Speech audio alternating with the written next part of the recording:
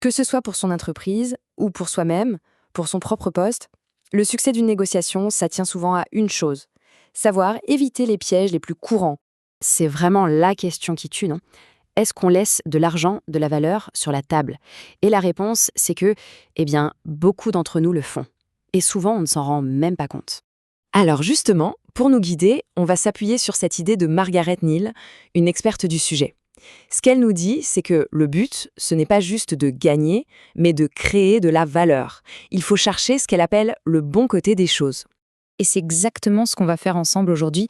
On va décortiquer cette erreur classique, cette piège qui nous empêche de voir ce fameux bon côté et qui nous font laisser des plumes sur la table. Allez, on commence par le tout début, la première phase, les erreurs qu'on fait bien avant même de s'asseoir pour discuter. Alors, premier piège, et c'est un classique, l'idée du gâteau fixe. On part du principe que le gâteau a une taille définie et que si je prends une plus grosse part, il en reste moins pour l'autre. C'est logique, mais en négociation, c'est souvent complètement faux. Le but, c'est justement de voir comment on peut agrandir ce gâteau ensemble. Cet exemple, il est parfait pour illustrer ça. Imaginez, les deux personnes veulent exactement la même chose, cette mutation à San Francisco. Mais comme le manager pense que ça va être un conflit, il propose un compromis qui n'arrange personne. C'est fou, un accord parfait était à portée de main, et c'est une occasion manquée pour tout le monde. Et attention, ce n'est pas juste une petite erreur rare. C'est même assez fou quand on y pense. Les recherches de la professeure Neal montrent que, tenez-vous bien, jusqu'à 35% de ses étudiants tombent dans le panneau. 35%! C'est juste énorme. Allez, on passe au deuxième écueil de cette phase de préparation, le manque de planification. Ça a l'air tout bête dit comme ça, et pourtant c'est une erreur massive. Bon, comment on évite ça? Avec une bonne checklist. Bien sûr, il faut savoir ce qu'on veut, connaître ses propres limites, mais le point crucial, le game changer, c'est l'étape 4. Essayer de se mettre à la place de l'autre. Anticiper ses priorités, ses limites. C'est ce travail en amont qui change tout. Ok, la préparation est faite. Maintenant, passons à la phase 2. Les erreurs qui arrivent pendant la discussion, pendant l'échange. Une fois qu'on est à la table, le piège, c'est de rester bloqué sur ses propres objectifs. Il faut absolument écouter, comprendre les biais et la perspective de la personne en face. C'est fondamental. Et pour ça, il y a une technique incroyable, le cabrage. Regardez bien l'exemple. On parle de la même offre, 11 $. Mais si on la présente comme une perte par rapport à 12, ça passe mal. Alors que si on la présente comme un gain par rapport à 10, ça change tout. La façon de présenter les choses peut transformer la perception. Dans la même veine, il y a un autre concept psychologique qui est super important, l'ancrage. En gros, le tout premier chiffre qui est posé sur la table va servir de point de référence, d'encre pour toute la suite de la discussion. Prenons ce cas de vente immobilière. L'acheteur, malin, essaye de jeter une encre très très basse, 375 000 $.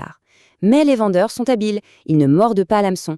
Ils qualifient l'offre de déraisonnable et attendent une nouvelle proposition pour fixer une nouvelle encre beaucoup plus haute.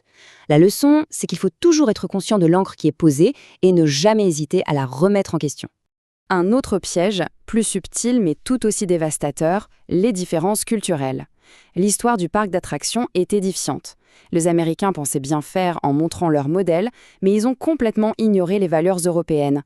Résultat, un fiasco total. Et voilà, on arrive à la dernière ligne droite, la phase 3. C'est souvent là, juste avant la poignée de main, que des erreurs critiques peuvent tout gâcher.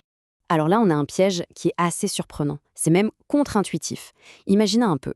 On vend sa voiture d'occasion, on donne un prix, et l'acheteur dit « Ok, parfait », sans même négocier. Quelle est la première pensée qui nous vient? Mince, j'aurais dû demander plus cher. Le truc, c'est que même si l'accord est bon, le fait de céder trop vite peut laisser un goût amer à l'autre, un sentiment de s'être fait avoir. C'est exactement ce que résume cette citation de Margaret Neal. Il faut que l'autre partie sente qu'elle a un peu bataillé, qu'elle a obtenu quelque chose. Au final, ça augmente la satisfaction des deux côtés. C'est paradoxal, mais c'est comme ça. Et on arrive au tout dernier piège, la cerise sur le gâteau des mauvaises idées, la vantardise. C'est une erreur monumentale. Célébrer sa victoire devant celui qui vient de céder quelque chose, c'est la pire chose à faire. On ne fait que créer du ressentiment, et l'autre n'aura qu'une envie, prendre sa revanche un jour. Surtout que dans le monde pro, les chemins se recroisent tout le temps. Préserver la relation, c'est la clé. Bon, maintenant qu'on a vu tous ces pièges, si on devait résumer, quelle est la grande idée à garder en tête? Le voilà, le point essentiel. C'est un vrai changement de perspective. Une bonne négociation, ce n'est pas une guerre, ce n'est pas un combat, C'est un problème qu'on résout à deux dans le but de créer plus de valeur pour tout le monde. On va donc se quitter avec cette question. Pour la prochaine négociation qui se présentera, comment l'aborder? Comme un combat où il faut un gagnant et un perdant, ou comme une chance de découvrir ce fameux bon côté des choses et de créer de la valeur ensemble?